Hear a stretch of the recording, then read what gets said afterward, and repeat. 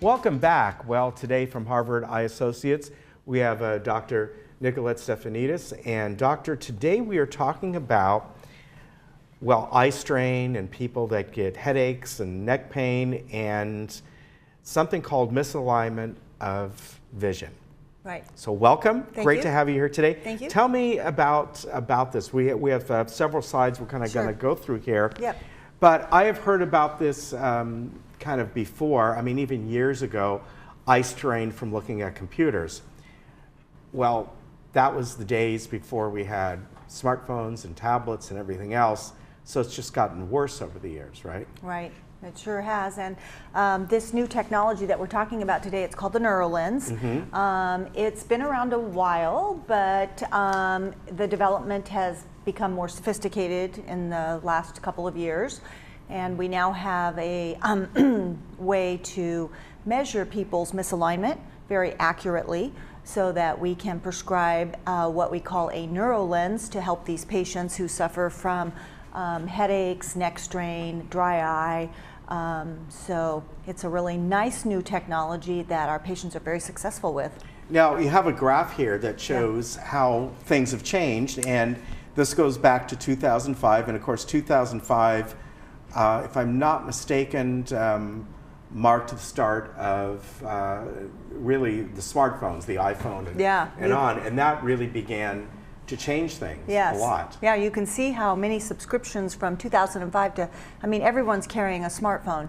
And it's not only just the smartphones that people are on, but their work, they're on computers. Right. I have patients tell me they're on them 9 to 12 hours a day. Right. And then they go home and maybe do another hour or two. So. Well, you know, you bring up a very good point, because for good or bad, probably more bad, we go home, we meaning myself, my wife, my daughter, and what do? We no longer, well, not as much look at a TV as much anymore, which is still close, but it's 10 feet away or whatever it might be. We're all looking at something up close, looking at our own thing, reading our email, whatever it might be. Right. So there's even at home, there's a huge shift. Yeah, and people who are watching their shows are probably doing it on an iPad. They're probably maybe not doing it on their smart TV. It just depends on what you like to do. So it's called, on the next slide, it's called digital vision syndrome. Yes. Yeah. Right.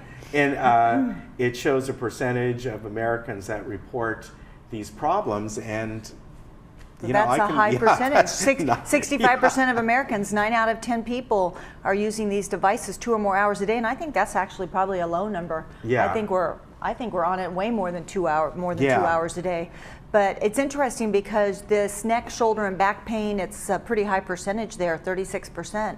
Headaches, blurred vision, dry eyes, all of these things are addressed with the neurolens. Yeah. I have done probably, in our practice, maybe 25 patients with the lenses. Wow. And I haven't had one patient not report that they're seeing so much better and feeling so much better. So not only are they feeling better, but the optics in the lens is incredible. Right, right. And as we go through the next few slides, it just shows some quick graphs of the different percentages of people. You know, it's interesting in one of these, in the next slide, adults under 30, I mean, it's just incredible that have that problem. So now what's one of the slides here, breakthrough eye brain discovery is really interesting, because here's the graph that shows the difference.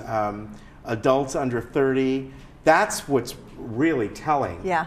And the reason is for them, it's only going to get worse more than likely. Yeah. Because soon we're now talking about virtual reality glasses. Now you're looking at something that is inches away from you. It's not even that, and these, half inch. Yeah, these people under 30, the millennials, we know that they have grown up in a world where everything is digitized. Yeah. So that's their whole world. Right. I have 2 kids that can report that. Yeah. Well, no, that's true. Yeah. So you look at these different graphs and slides here, and we go through these, and another one, it shows nearly 60% of Americans use digital devices 5 or more hours a day. Yes, of course. Yes. I think that's very true. And 70% of Americans use 2 or more devices, and 77 of individuals who suffer from digital eye strain are using 2 or more devices simultaneously. Yeah. Yeah. So in their workspace, they might have 2 or 3 monitors. They might be at different distances. So their eyes are constantly having to readjust for the distance and the screen. Yeah. And you know what? Our older population, they're very savvy. So they are using a lot of digital devices too. Right. Very much so. Yeah. And on the next slide, it just shows more of these type of symptoms. And now here's something that's interesting. Only 10% of patients report their symptoms to doctors. And I can remember, I'm thinking back when I got my first computer, in the mid-90s. And after about a year having it, I think I went to an eye doctor and said, are there any such thing as computer glasses? And I remember they told me, they go, well, you can buy these over-the-counter things. They have like a blue tint on them to help that. So even back then, I remember noticing something. Yeah. Because it was brand new, and all of a sudden, back then you weren't watching TV on or anything like that, but you were using your computer. You were using it, yes. Right? You got mail. That's right. Yeah, I remember that. And And it was kind of fun to get the mail. It was. Yeah, you were sad if you didn't. Yeah, and it was like, oh, wow, what's in my inbox? Yeah. So breakthrough eye brain discovery, and this is what you were talking about, misalignment of your eyes. So explain that. So what happens is that when we look at something far away versus something that's up close, our eyes have to make different movements and they have to focus differently. So when we look far away, our vision, we don't have to focus as hard and our eyes tend to diverge. When we look up close, we have to focus harder and our eyes have to turn at the same time. So we have 2 things going on there. Focusing and turning. And if those things are inefficient in our visual system, then we have symptoms. Okay.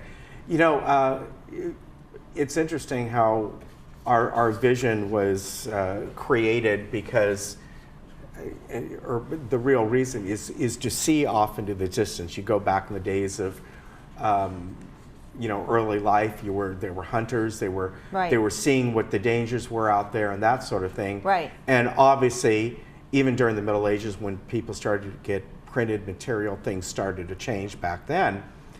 You kind of wonder if 300-400 years from now, our eyes are going to become a little bit smaller and look more inward. I mean, who knows? Yeah, who knows? Yes. Yeah. So there are everyday symptoms, and 56 of the people have these symptoms.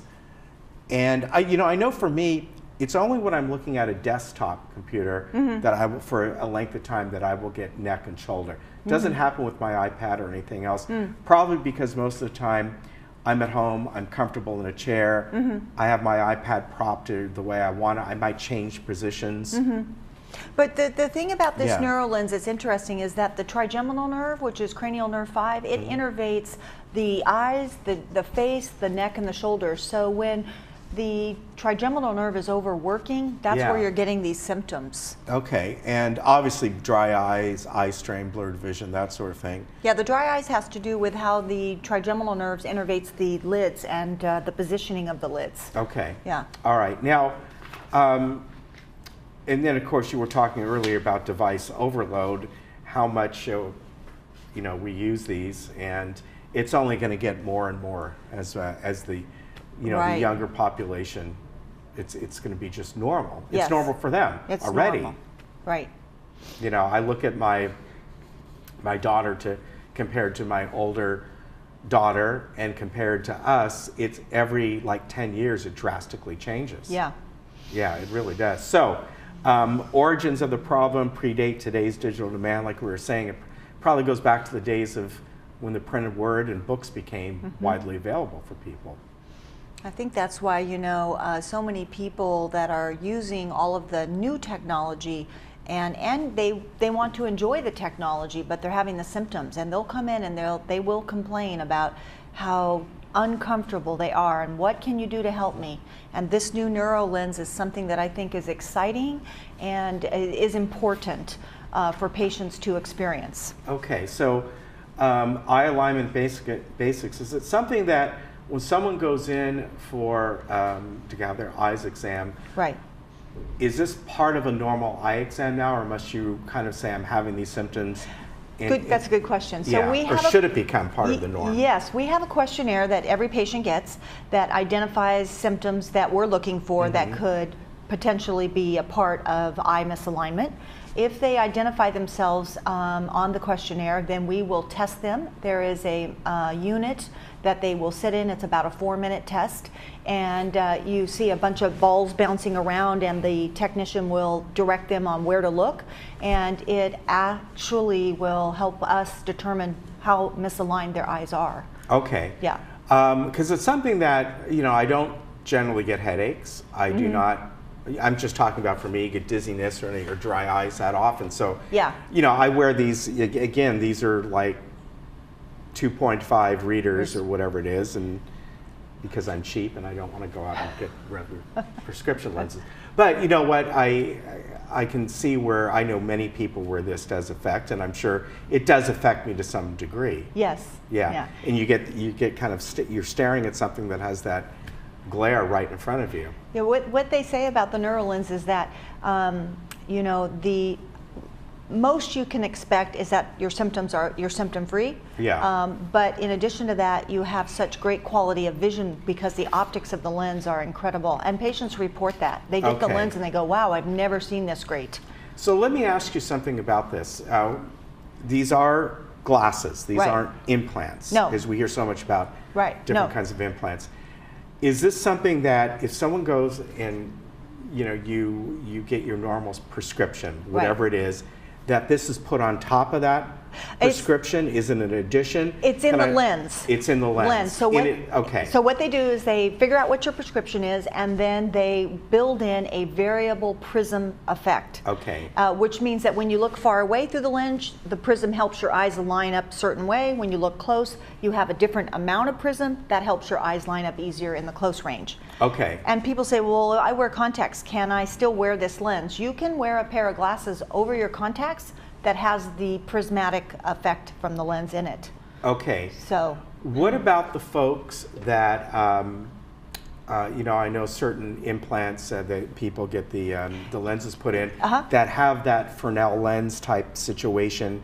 You know, some of the newer ones already have those steps sort of built into them. Yeah. Do you understand what you know? Yeah, I do. I forget the name of the company now. Yes. So the multifocal implants, multifocal implants, and now we have an extended depth of focus implant. Can you wear a neurolens with that? If you have symptoms, the thing about this lens is you should try it, because if it doesn't work for you, the manufacturer who makes the lens is so confident about their technology that if it doesn't work for you and your symptoms don't go away, they'll refund you the lens. Okay. So it's not, you don't have anything to lose other than losing your symptoms. Okay. What about if my eyesight is okay? You know, I use just these readers here. Yeah. Can I just go in? I want to get these. So from whenever I'm on my iPad or computer, I put these on. Yes. So for you, you would have the power that you need, which is 250. You told me you're wearing. So you would have your 250 power in there, plus you would have the variable prismatic effect from the neurolens. Wow. And at this point, what's the cost for these? It's probably not covered by insurance at this point. No, not covered by insurance, neither vision or medical. Okay. For a single vision lens, it's about $800. Okay. Again, 92% of the patients that buy the lens are very, very happy with it. Okay. So that's their success rate. And if you're having enough symptoms that you're really needing something, the $800 doesn't mean a whole lot. Right. And of course, with everything else we've seen, like the lens implants over the last 10 years, all that's going to go down in cost. I mean, it's amazing as the technology goes forward. These are fairly new, am I right? Yes, fairly new. Probably, they've probably been around maybe 5 to 7 years. Okay. Yeah. And what's getting better about this is how they measure the patient's misalignment. So the technology that's being created to help us determine what lens they need. Yeah, but I can see how this could be a great benefit to someone. I'm telling you, my patients have been very, very happy. Yeah, and it wouldn't be nice if insurance, but you know how insurance is. Yes. Seems to come with eye care and dental care. Yeah. They're always like stuck 20 years ago. Right. Yeah, you don't need those contacts. Just do that. Just go out and buy glasses. Oh, well, I think this is great. And again, it's up to, at least at this point, for the individual to allow their eye care provider to let them know that Right. they're having these problems, and then it's sort of built into their eye exam. Right. Is that how it is? Yes, it is. Okay, so it's part of it. Yes. Is there an additional fee for that part of the No. eye exam? Okay, and then No. maybe one day, I'm sure it's going to become a norm, because I hope so. as you know, my daughter and anyone really under 30, as they age, this Yes. is going to be a And normal patients thing, that yeah. want to know more information about that, they have a website, neurolens.com. Okay. I always tell patients, go to their website, read about it. If you have questions, give me a call. It's available. All right. Okay. Thank you. That's Thank great you. information. Yeah. I appreciate it. Always Yeah. good to see you, folks. Nice to see you. Take care. All right. We'll be right back. Oh, we'll get you. Oh, thank you.